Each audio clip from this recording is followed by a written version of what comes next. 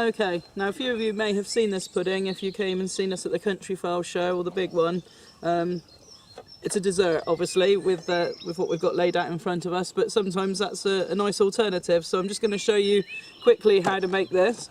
This is actually a chocolate brownie mix, but it's one that you only need to add water to. A lot of the mixes you have to add eggs, oil, milk to. This one's good because it is just water. It's not all the world if you have to do the mix with the eggs and the oil, but you have to bring more ingredients. And then very simply peaches, but again, with chocolate you could go any fruit that you wanted with it. We've chosen peaches. So let's put this pudding, it's almost like an upside down pudding. We'll put this together a minute.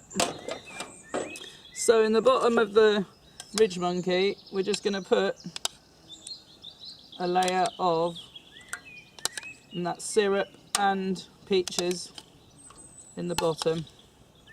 Now this forms like a barrier between the sponge and the heat from the bottom of the pan, so it is sort of vital that it's there.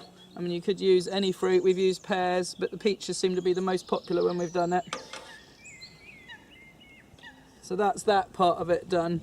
The next part is the brownie mix. As I say, this one just needs water adding to it. Just got to try and work out how to get into the thing. Might need a little help for that.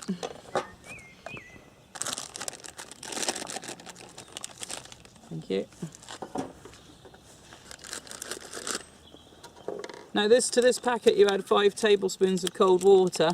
We may not need all of the packet, so I tend to just use a little bit of judgment on that front. There we go.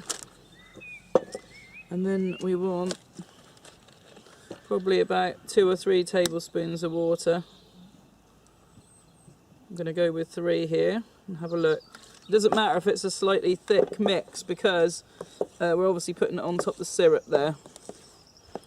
It's looking like it might be about right.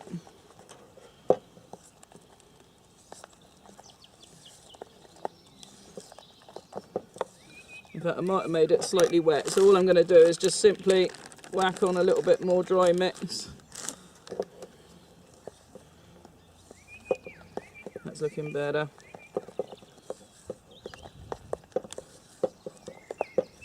And then very simply, I'm just going to drizzle it over the top of the peaches. It's quite a decadent sweet, really. Whoops.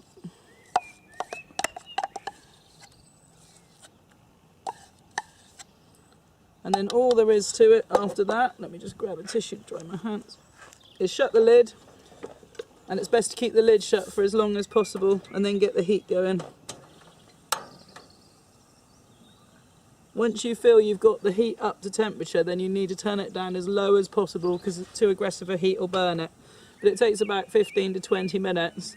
I'm just going to get it hot now and then I'll turn it right down. Leave the lid shut as long as possible because you want the steam to make the cake rise. So let's leave it doing its thing. Okay, it's had about 15 minutes now, so just going to have a look. Oh, look at that. Every chocoholic's dream this is. As you can see, we've got a nice spongy top, but you've got the peaches have risen up into the mixture. You've got the syrup, so it's a bit like an upside down pudding. I'll just, let's lift it down for you to have a look. If I just lift some up, look at that. Gooey chocolate pudding. And let me tell you, it was extremely popular at the show that we cooked it on, which is where I made its debut.